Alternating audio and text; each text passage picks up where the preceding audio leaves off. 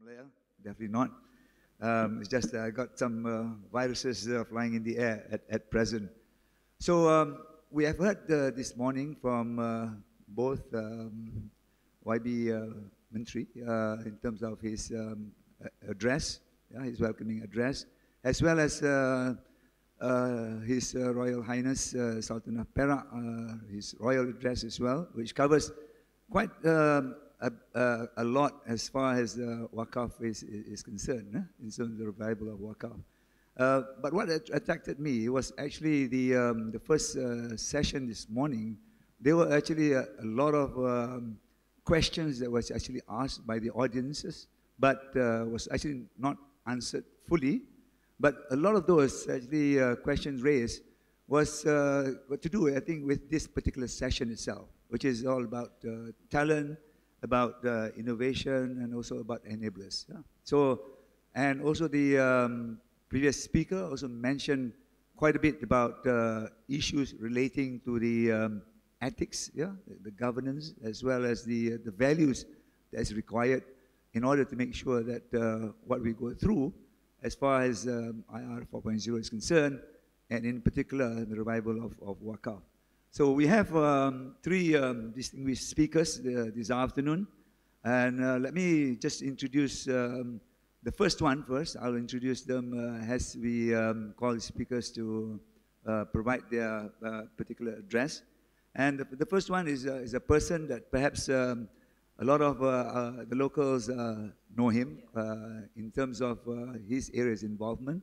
He has been with the MTDC for, I think, more than 25 years, that's all, in terms of, and has a CEO for 10 years. This is actually the Malaysian Technology Development Corporation, MTDC. It's a wholly owned subsidiary of Khazanah, the investment arm of Malaysian government. But I think what's important is his role in the MTDC itself. When he first joined and then subsequently as CEO, was actually trying to commercialize the R&D output, especially from universities, into the commercial area. I think this is through his involvement as a fund manager, as I guess part and parcel as a venture capitalist as well, and also the enabler to make sure that the outcome of researchers in the universities are commercialized and moved on. So without further ado, please help me welcome Yang Bahagia Datuk Norhalim Yunus to give us speech. You can actually go to the rostrum or you can sit and talk. Okay, thank you very much.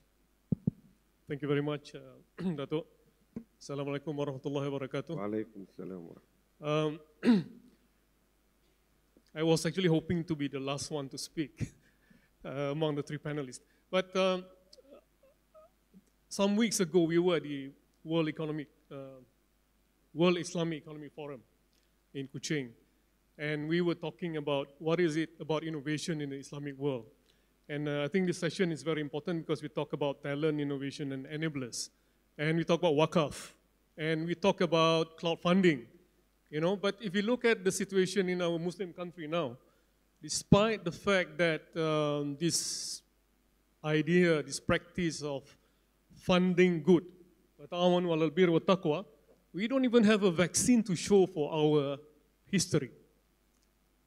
At this point in time, 1400 years of Islamic history,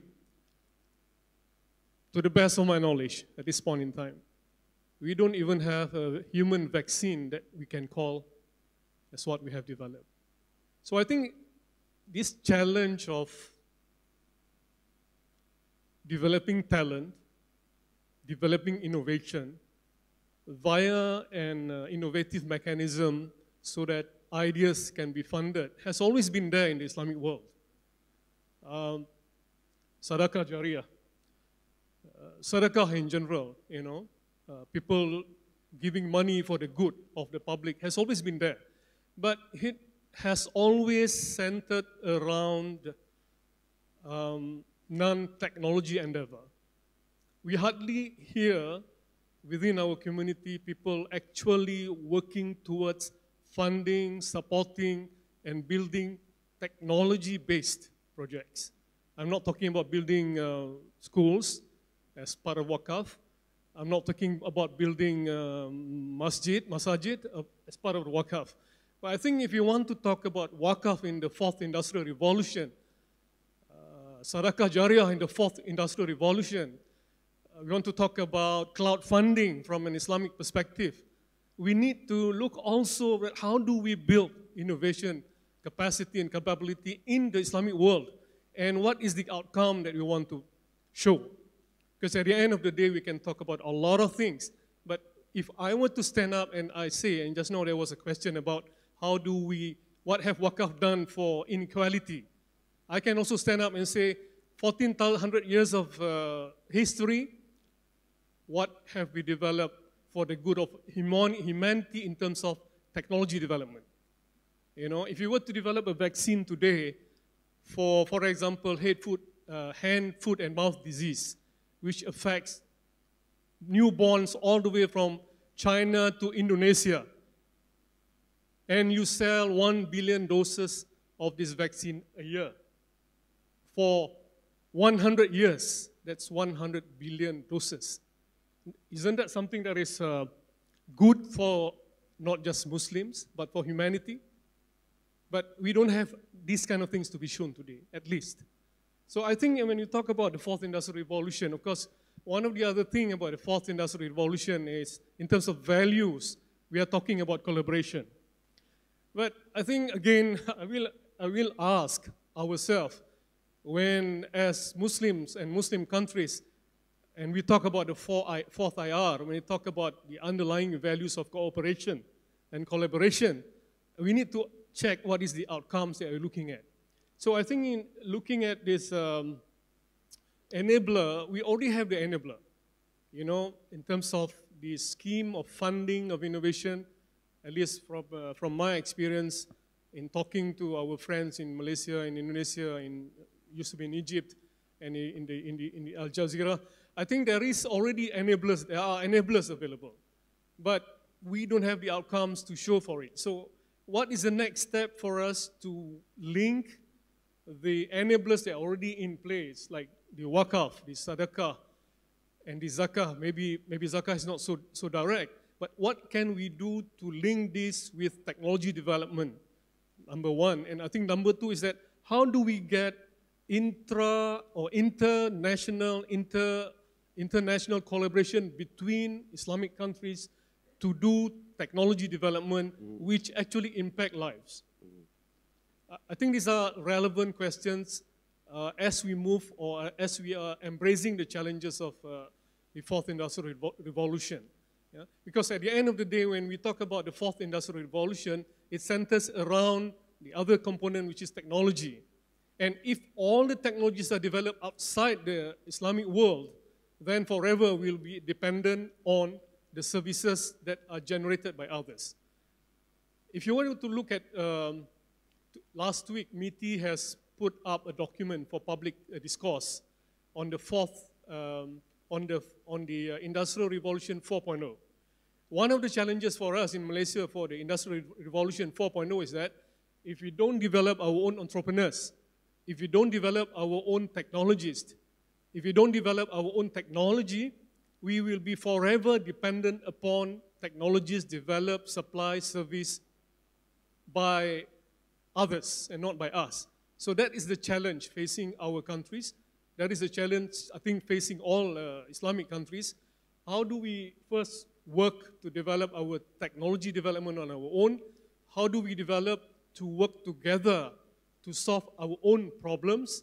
And how do we then actually use this expertise that we have developed so that it can then be provided as a service for the betterment of humanity? I think that would be something that I will start with the session today. Thank you. Thank you, Dato. There's quite some questions there, yeah? Especially in terms of challenges that's facing the Islamic countries, both in terms of technology development and also collaboration in between countries to address some issues faced by humanity. I think we go to the next speaker. He has over 40 years of experience, both about half and half with academia, and the other half with both industry as well as with the government. And now he actually is the CEO of the Madinah Institute for Leadership and Entrepreneurship, called MILE or MILE, and also the Chief Advisor at the newly established National Center for Performance Measurement of Public Entities in Saudi Arabia. He is actually an Egyptian by birth, Canadian citizen. Let me introduce to you Dr. Mohamed Moustafa Mahmoud, also known as Dr. 3M. Please join me in inviting him to the floor. Thank you. Please. Can you put my PowerPoint on? السلام عليكم. بسم الله الرحمن الرحيم والصلاة والسلام على أشرف المرسلين سيدنا محمد صلى الله عليه وسلم. اللهم علمنا ما ينفعنا وانفعنا بما علمتنا وزدنا بفضلك علما. I prepared a PowerPoint presentation which I thought have some interesting ideas, but when I met yesterday the Minister of Education, Dr. Idris, and I read the report about the advancement in education in Malaysia. I feel shy of making my presentation. It seems that I will be preaching to the convert. So please bear with me. Malaysia has been ahead of many other countries in advancing their education system. But I would like to share with you today, can you put my PowerPoint on, please? Yes. As you mentioned, I spent 20 years teaching in universities. I graduated from Morton University of Pennsylvania. Spent 10 years in Canada and America and other countries, and 20 years in executive education, corporate university or academies. And let me just share with you some lessons from what I did when I was in the academia. First, learning practice cycle. When I was teaching in Canada and in Kuwait and in Egypt, I believed very much that any knowledge that we impart in our students, unless they go and practice it, not after they finish education, but in the same week. So when I teach one class in the first week of my course, I ask the student to go to the field and to collect information and they bring a report, weekly report of what they have learned. So I call this the learning practice. And what we did, we teach them technical knowledge, also soft skills. Business, mathematics, and decision making is not enough. And accounting, they need soft skills, how to work as a group. Then we put them into business simulation game to apply what they have learned. And then they reflect on the results of the business simulation game, and they share their experience with each other. They used to do this in a weekly basis during the class. The other concept, the question that I would like to ask, would you trust a brain surgeon who passed his board exam with, let us even make it 98%? I wouldn't trust him because my case might be the 2% that he, didn't pass. So I wouldn't even trust a plumber that he test his vocational test on 89% or 98%. So what I'm trying to say, we graduate people with the scores that range from A+ all the way to D or C. Why we let our students go outside of the academic institution and they have achieved a normal distribution? Some of them are B and C and D. How can you trust an accountant who passed his exam with C and D? How can you trust him? Why we don't strive to make all our students reach, complete achievement? There is always, in our system, one top of the class. Why there is only one top of the class? Why not everybody gets an A's? Why not everybody be the top of the class? And this is what I tried to do actually when I was teaching at the university. What I tried to do is to collapse and shift the curve. I tried to make my curve look like this. So what I do, this is what I did. I ask students not to compete with each other. They compete with themselves.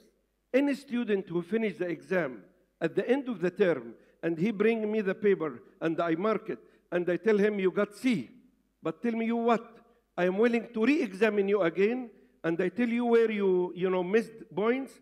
Go back again and study. If you like, come back. I will make another test for you and I will remark it. And I allow him to do this as many times as he's willing to do this. I only stop when he gives up. So I give the student all the opportunity. There is nothing to say, finished. You know, I marked your exam and this is your mark. You get stuck with it forever. We are not there to graduate people with B and C and Ds. We are there to help them to reach excellence. And I did this in my classes, and many of my faculty colleagues, they were criticizing me for being so lenient. I say, this is not lenient. I don't want anybody to walk out from my class without an A mark, because this reflects, this is my KPI. Let me talk now about corporate. You know, I established Savola Academy. It's a food industry, the largest food producer in the Middle East. Banda is the largest retail producer. Ministry of Labor, Jeddah Municipality, and finally we established MILE in Medina. MILE is Medina Institute for Leadership and Entrepreneurship. It's a non-profit institute. It focuses on education for the top C-level executives. Executives in Malaysia mean entry level. Executive in the other part of the world mean very senior level. So when I say executive education, I mean the senior one. So what we did, one concept that we all have to remember, a dua that Prophet Muhammad sallallahu alayhi wa sallam said, Allahumma inni a'udhu bika min ilmin la yanfa. As we seek refuge in Allah from a shaitan rajim. Equally, the Prophet seek refuge in Allah from knowledge which is not translated into benefits. At the university, we teach people so many topics, and I call it just-in-case education. We teach them in the business school where I teach business, banking, finance, economics. Why you teach them all of this subject? Because if they end up working in an insurance company, they need to know insurance. If they ended up working in banking, they need this, and so on. But suppose they never end up working in this organization, what they do with the knowledge they have learned, it is just in case. We teach them many subjects just in case they might need them. But when you go to corporate, you don't teach people things just for the sake of teaching, completing a curriculum. You just teach them what they need to perform their job better. And I call this training, the corporate, more relevant, more timely, surgical. Don't take the employee from his job and spend the time teaching him unless whatever you are teaching him, he will be able to put it into practice. And this is what I call just-in-time education or just-in-time development. And why we started in MILE with the top executives, why we are not focused in the middle of the pyramid and the bottom of the pyramid, because we always have a feeling that the fish rots from the top, from the head. If you develop the young people and they go back to work and their boss does not accept the change and the new ideas, he will be disappointed. In fact, it fire back. We bring the young people, train, empower them, motivate them. They go back to work, they find old-minded boss. He is not accepting the change. So what happened?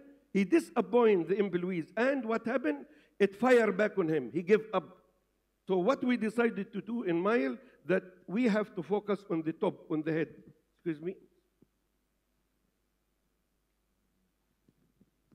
I saved the 5 minutes from him, huh? I was clocking him, by the way. The important thing in executive education, be selective. Unfortunately, we have limited resources in training and development. We cannot be so democratic. We have to be, but practically we cannot. You have to find the people who can give you the highest return on investment, the people who are willing to change. Prophet Muhammad sallallahu alayhi wa sallam said, إِنَّمَا النَّاسُ كَالْإِبِلِ الْمَاءَ لَا تَكَادُ تَجِدُ فِيهَا رَاحِلًا. People like 100 camels. You can hardly find one which you can ride. The other 99 will not let you ride them. So it's 1 out of 100. So the critical thing, no, not 2 minutes. Don't try. This is my moderator, you know. He's giving me 10 minutes. Huh? Thank you. Daring to live fully. Live the length and the width of our life. You know, in the 7 habits of highly effective people, habit number 7, as Dr. Moustafa said, says that real development of leader should not only focus on mental development. We go to school, you go to Harvard, Oxford, you spend the bulk of your education, mental development. Stephen Covey said, we can graduate people who are very smart but very corrupt, and they cause economic crisis for us. So we have to equally pay attention to all of them. In MILE, this what we did. We don't breach this. We do this. Managers come to us for 2 weeks, and every minute from early morning when they do Fajr prayer in the Masjid al-Nabawi, this is spiritual. They come back and they play aerobics with a very professional aerobic trainer. They go to breakfast and they have high fiber, low cholesterol meals. And then they go to class with the Harvard or the Oxford or Wharton professor to teach them. So they have the physical. They have lots of group activities that bond them and they create bonding and mutual relations among them. So we did this. Mental, spiritual, social, and physical. Let me tell you exactly how to do it. So for the mental, we pick speakers from the top business schools to look after the mental part. The other thing, and this is examples of the professors who come and teach in our class. Also, all participants has to go through psychometric assessment before coming to the program. And when they come to the program and they print the report, they sit down with an executive coach to explain to them the report and give them a development roadmap. And at the beginning of each morning, we ask a participant to summarize what they have learned the day before. So you get the knowledge, you assimilate it, and you have to share it with other people. It increases retention. For the social is the activities. Lots of networking opportunities. Also, we came up with the concept of strength mirror. Strength mirror, it's based on the Gallup research and the Strength Finder. We have a poster for each participant that carries his photo and name, and the other participants, after mingling with him, they write for him in his poster things that they like about him. Strength, his strength. This empowers people, give them lots of positive energy when they see, and this is a 360, assessment. Also, sohbah. What is sohbah? It is time now for Zuhr prayer. You have 20 minutes. Go to the masjid and come back. We are very close to the masjid. This 20 minutes, going to the masjid and coming back, we came up with a concept which is called sohbah. When you go to the masjid, find somebody that you don't know and tell him, I would like you to be my sohbah going to the Zuhr or Asr prayer today. When you go to the masjid, you can tell him a challenge that you have in your life and you get free advice from him. When you go back, you reverse the role. He tell you about a challenge that he has in his life and get very advice from you. So what happened in this 20 minutes? Physical development, yes, burning calories. Spiritual development, yes, we go into the masjid. We gain hasanat as we walk. Intellectual development, yes, we get free advice. Social, emotional, you bond. Your Johari window increase. You share more information with your colleagues. So even the 20 minutes of walking is a time that we look after. Also physical, we have the fitness exercises in the morning, in the middle of the day. We have the power stretching. I bet all of you now after the lunch, 90% of the blood goes to the stomach. Only 20% goes to the brain. I can see already, 10% of the people are nodding their heads. So what we do at this time, we ask everybody to get up. Let us do this. Everybody get up quickly. Hey, get up. Except the people who are sleeping, you can start. Continue. Yeah, get up. Stretch your hand up all the way in your toes. Down. Again, up. Just, I don't wish to waste my time. That's enough. Deduct this 2 minutes. Oh, 2 minutes? Good. I will finish in 2 minutes. So this is what we do in the classroom. We have a witness here, Dr. Moustafa. He taught in our program. Dr. Mohamed Ghazali, he's one of the founder of MILE. We thank both of them for their contribution. Medical checkup. We set up a clinic inside the hotel where the training takes place, where all the participant has to go through complete medical checkup, and the doctor come and sit down with him. Even dietitian advice. You have a professional dietitian that spend the time with each of the participants. Even the food, you are what you eat. So we, encourage people to eat healthy food. And spiritual. Rasulullah sallallahu alayhi wa sallam, I am sure if this is not hadith or not, some people doubt it. Ad-din al-mu'amala. The reality of religion is how you act with other people. Your interaction with the other people. And that's why we do this. As you know, the corruption index show even the top of the list. If you exclude these two columns, they only score 60 or 59%. Mean corruption is something worldwide, and that's why spiritual development as Dr. Moustafa mentioned, is very critical. So we are next door to the Masjid al-Nabawi. We encourage people to go there, mix with the people, drink Zamzam. I will tell you even a surprise. This might be the only leadership development program in the world where I encourage all the executives who attend my program to attend a funeral prayer and go to the graveyard in Al-Baqiyah. Because we talk about strategy in the classroom and we think that we control the world. But when you go to the graveyard and see what's your ultimate mission and vision and objective in being on earth, what legacy you would like to leave, then people realize that we have a short life and what is our terminal destination and what should we do to leave footprint. This is a group, graduation photos. They go to the historical sites, and in Khandak, they speak about the leadership style of Prophet Muhammad in crisis management. In Saqifat Bani Sa'da, they talk about group decision making and mashura in Islam, where the Sahaba met after the death of the Prophet to make the decision. They go to the historical museum, and Umrah is complimentary. So all our participants, they go to Mecca, to perform Umrah. Lifelong learning. We enable them to do this. Video content production overline. We have 4 webinars every week, which you can see live or see later in a video, or just get the PowerPoint or the soundtrack or a summary article. If you go to our website, tons of videos that are free of charge, broadcasted every week, and the people can get access to them. This is how much.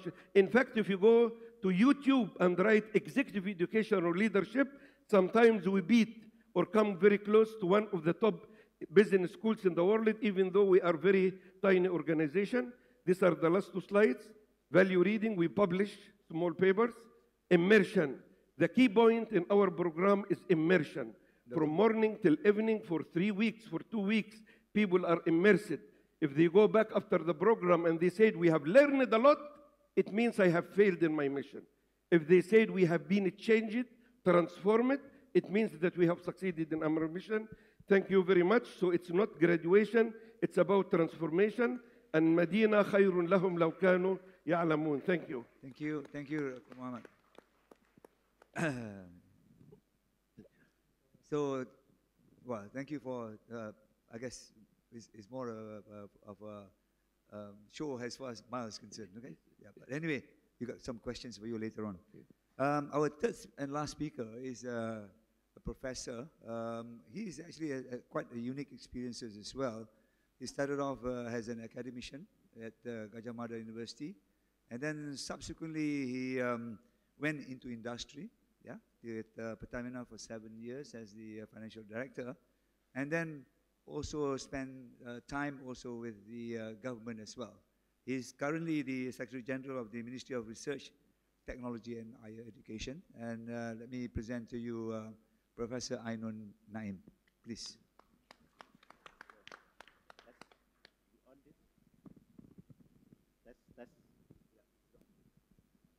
That's okay.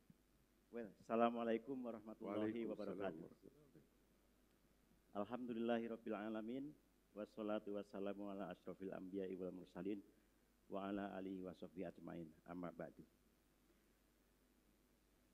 Your Excellencies, moderators, speakers, ladies and gentlemen, let me first extend my gratitude to the Ministry of Higher Education for having such a very important and very challenging forum.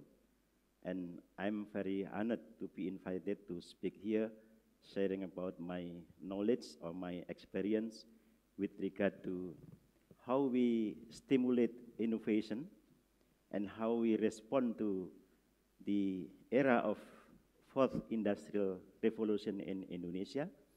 And also, another as important as innovation and fourth industrial revolution is how we manage WAQAF.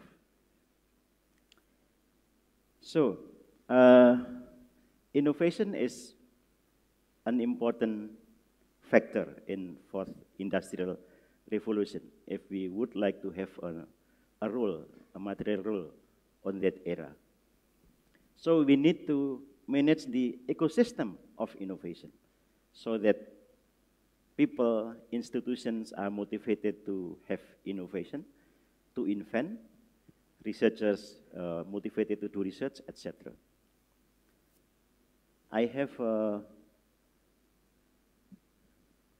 picture of innovation ecosystem here, and an economist from MIT said that culture and entrepreneurship are the most important aspects in this system.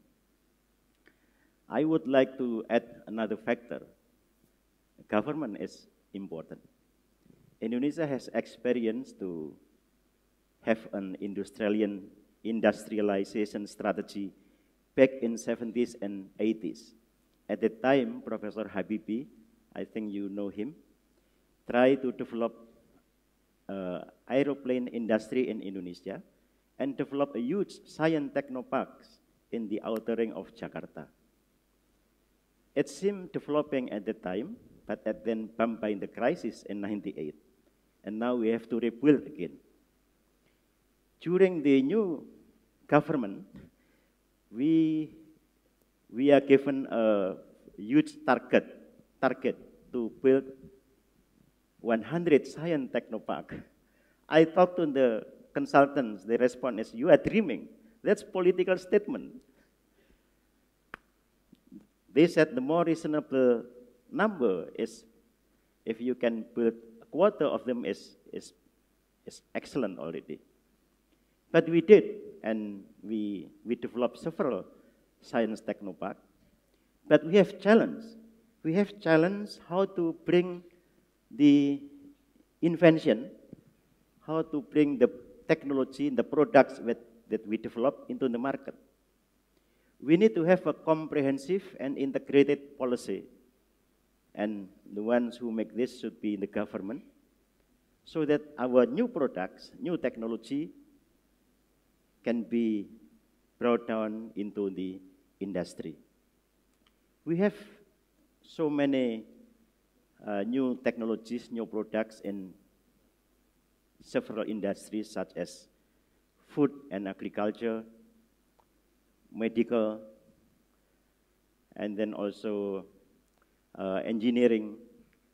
We developed electric motorcycle developed by Institute of Technology Surabaya.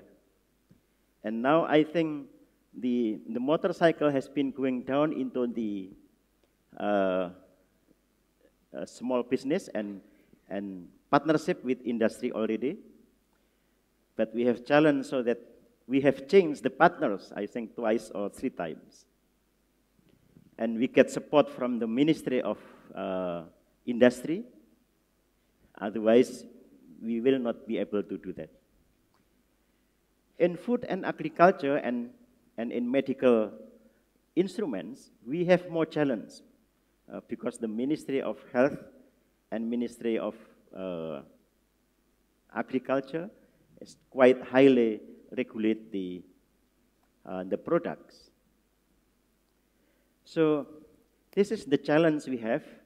We have to build the innovation ecosystem. It is easy to explain probably, but to implement, we have quite huge challenge on that. Now, in terms of WAQAF, historically, WAQAF have been practiced in Indonesia since the introduction of Islam in Indonesia. So has been starting centuries ago. Later on, I can show you the data about the huge amounts and values of WAQAF. But we have not been able to allocate or use the WAQAF fund to support directly innovation and responding into the 4th industrial revolution. Just an example. This is just one case. There is a WAQAF institute who used the WAQAF land and fund to develop university. The university called Universitas Islam Indonesia in Yogyakarta. It's been established, I think, in 1945, just a couple months before our independence. Now they have 23,000 students and 26 research centers. Now, if we look at religious community-based organization, for example, here Muhammadiyah. Muhammadiyah was established in 1912. And they manage WAQAF land and others. And now they have 461 hospitals, 2,600 elementary schools, universities, 173 universities, research centers, of course, and they have almost 500,000 students. It's Muhammadiyah.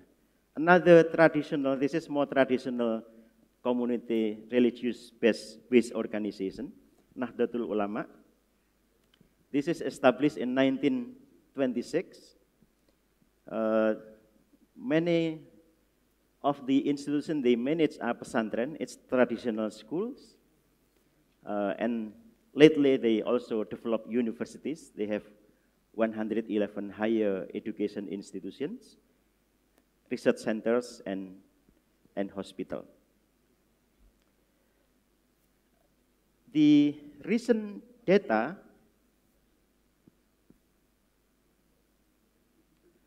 with regard to WAQAF land only in Indonesia, the WAQAF land is amount to,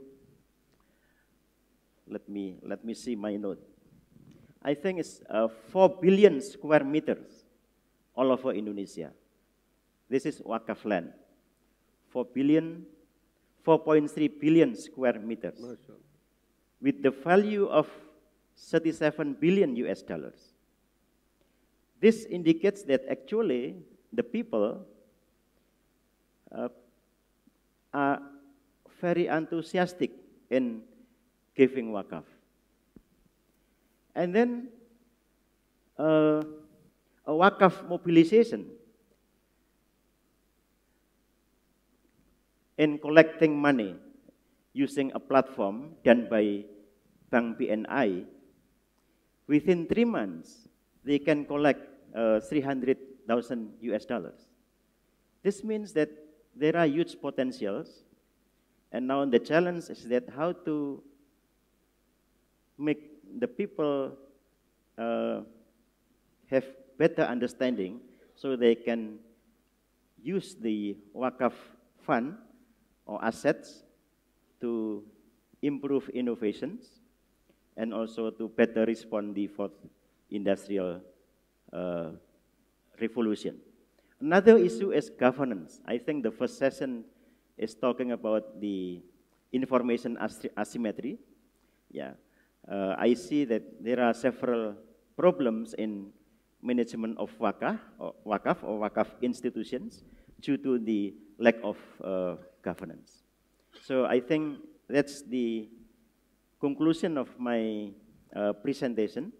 So in Indonesia, there are already huge amount of WAQAF, and there are still huge potential, but the challenge is that how to manage better. Thank you very much. Thank you, Prof, for the presentation in terms of where Indonesia is as far as WAQAF is concerned. Let us go straight to the Q&A.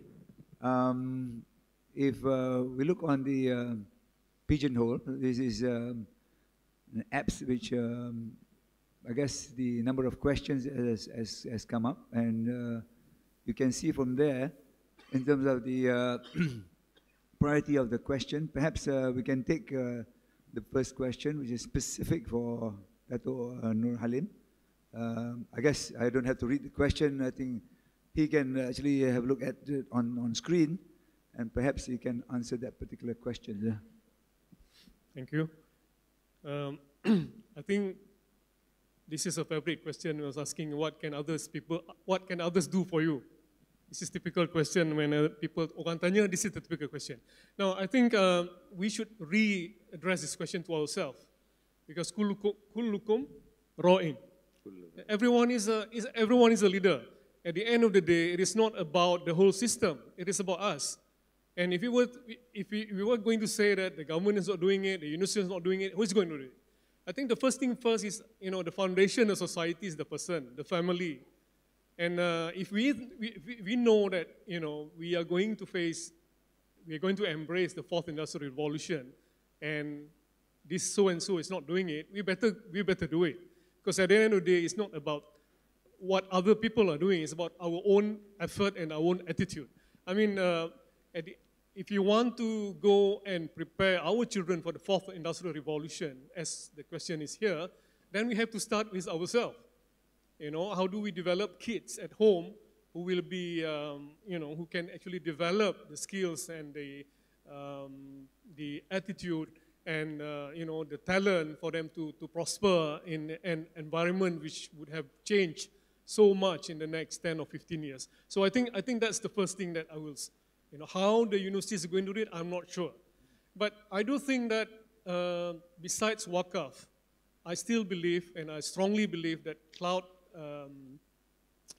crowdfunding is an avenue for universities, which has not been explored.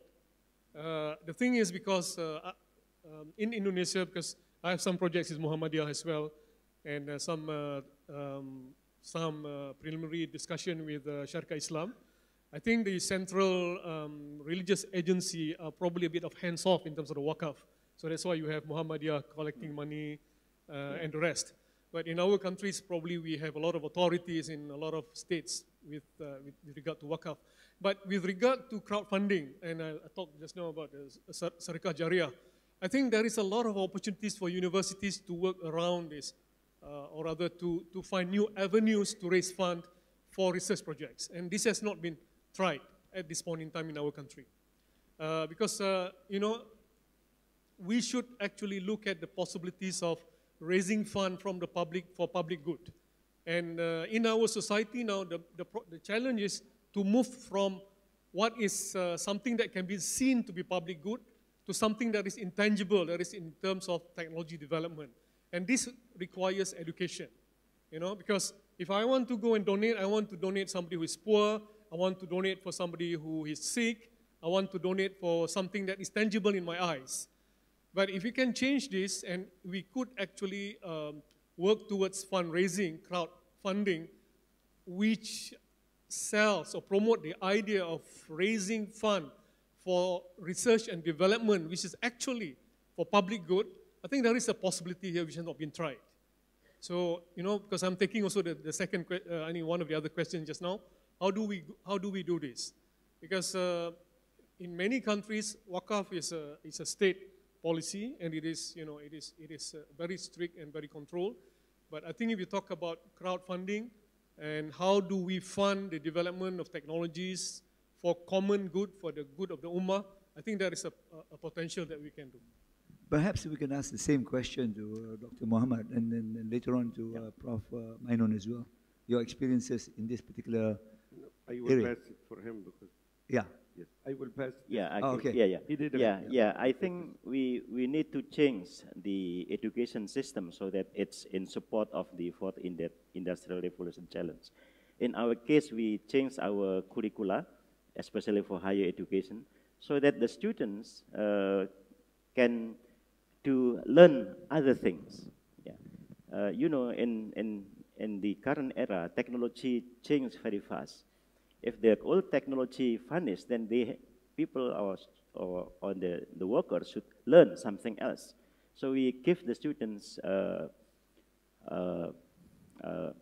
materials, coursework, that they can relearn or learn other things, meaning basic knowledge, etc. Thank you. Thank you, Prof. Perhaps we can take the second question, which is talent innovation enablers are imperative of culture of knowledge inspired by men as Khalifa. Perhaps Dr. Mohamed, would you like to address that particular question? You see, when we do strategic planning for our corporation, we tell people that you have to plan for 5, 10, or 20 years, and you have to identify your stakeholders and your stakeholder value propositions.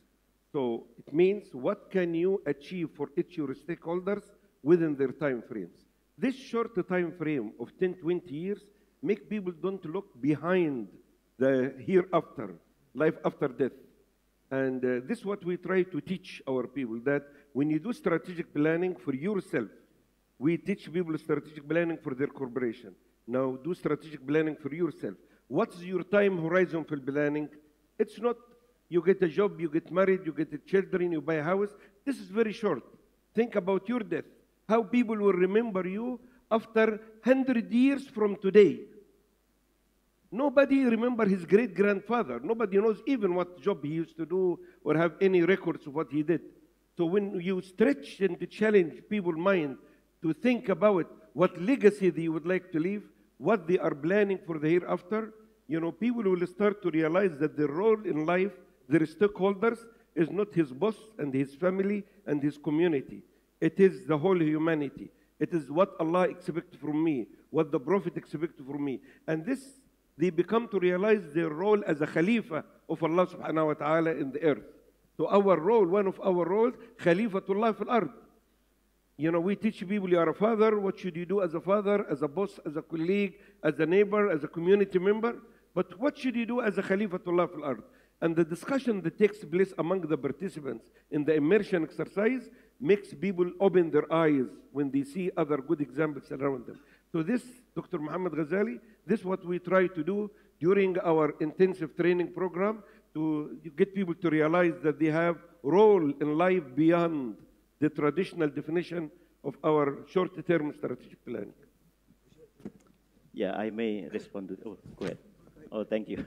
So I think the answer is yes. In our experience in Indonesia, if we look at Ministry of Religious Affairs and also the Majlis Ulama Indonesia, they are quite supportive and they are established under the law of WAQAF, but they quite independent agency, and they are facilitating WAQAF institutes so that they can do economic and legal activities. I think that's.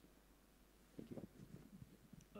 I'd like to have a more global view on this Fardu Kifayah and the last question here about should we change the mindset toward humanity rather than Ummah-centric.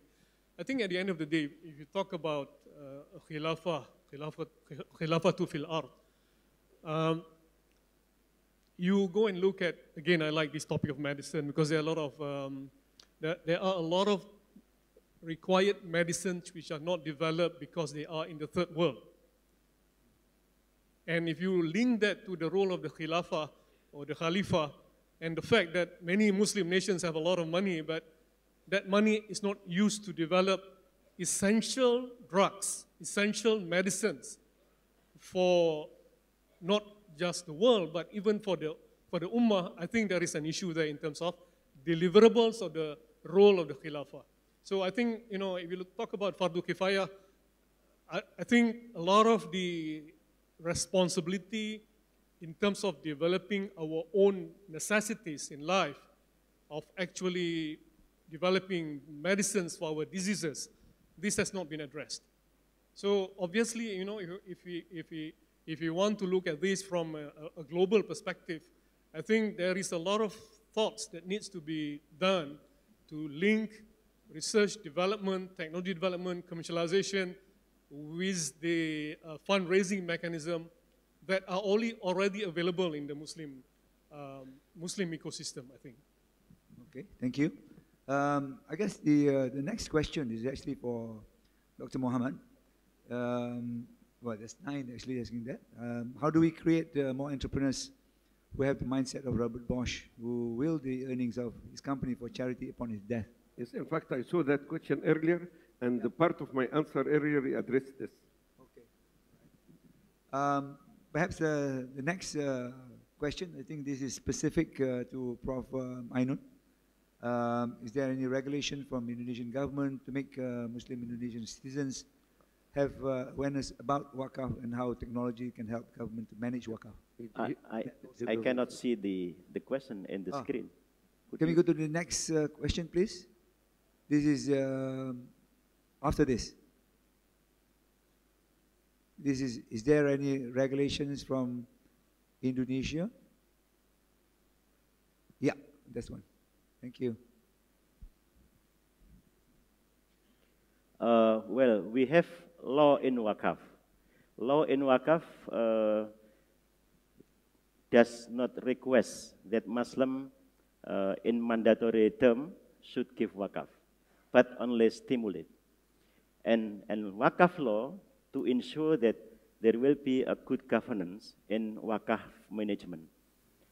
So there is no mandatory requirement for that, but the government provide law how to manage WAQAF and how to allocate WAQAF for humanity. I also would like to respond the other question that suggests to change from ummah into humanity. I think I don't mind because Islam is also rahmatan lil alamin. Thank you very much. Can I add something? I'm not sure if you are aware of the new movements in United Arab Emirates about coming up with creative waqfs, because the traditional definition of waqf, that you own a piece of land or a house and you make it waqf. But they came up with very innovative waqfs. So a restaurant can make waqf of one table, to the revenue of this table will go, the revenue for the table will go for a certain social cause. For example, training institution, and we started to do this.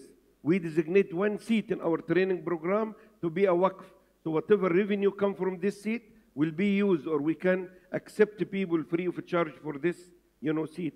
So waqf, you don't have to have wealth of land to do waqf. Any, organization, small or big. Some, even some of the creative waqfs is a parking slot. Some, for disabled people. You can designate a parking slot for disabled people, and this will be your waqf.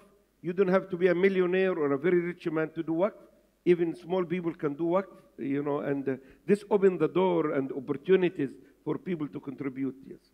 So thank you very much. I think we have come to an end of a particular session. Time is not with us. There are some other questions, but if you need to contact the various panelists, please do so after this session. So I'll hand it over to Dato Lokman to, I guess, close the particular session. Thank you. Thank you to the moderator. A big hand of applause to the moderator, Vice Chancellor of University of Malaya. May I call upon graciously the Deputy Minister of Higher Education once again on stage, the Honorable Dato Dr. Mariap Kainching.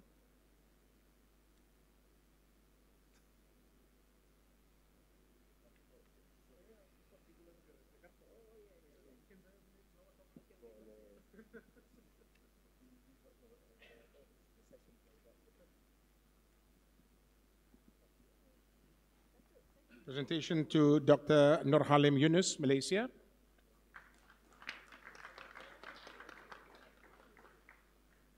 Dr. Mohamed Moustafa Mahmoud, Saudi Arabia.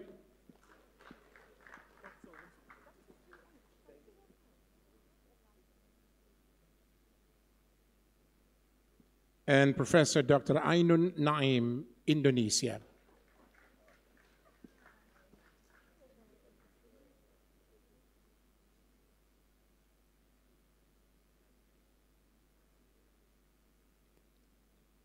And to the moderator, Dato Engineer Dr. Abdul Rahim Hashim, Malaysia.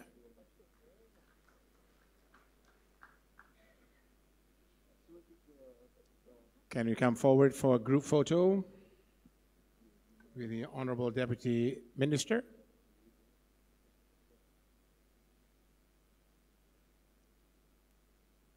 Let's give them a big round of applause to say thank you. Terima kasih. Shukran jazilan.